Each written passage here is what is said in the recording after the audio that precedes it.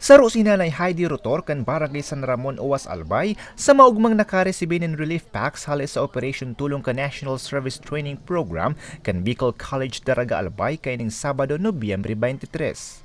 Sabi niya, bentahin nanggad na may mga siring na ayuda.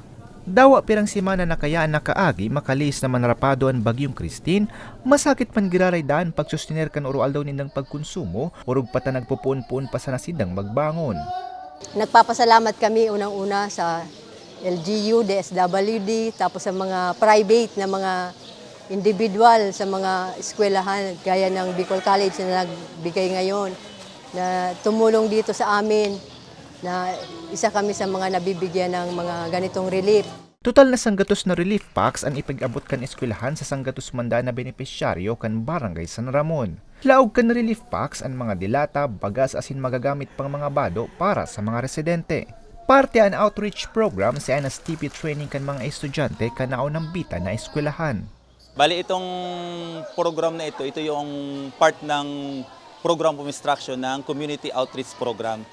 Very timely naman dahil mayroon tayong affected ng Typhoon Christine, nagkaroon kami ng relief operation. Bali may pinag-prepare din kami na sa 102 food packs para sa residente ng Barangay San Ramon. Mientras tanto, nakatalaan man na darahon kan eskwelahan ang siring na programa sa mga biktima ng Super Typhoon Pipito sa Catanduanes. Para sa mga baretang tatak Bicol, Aria Lubea.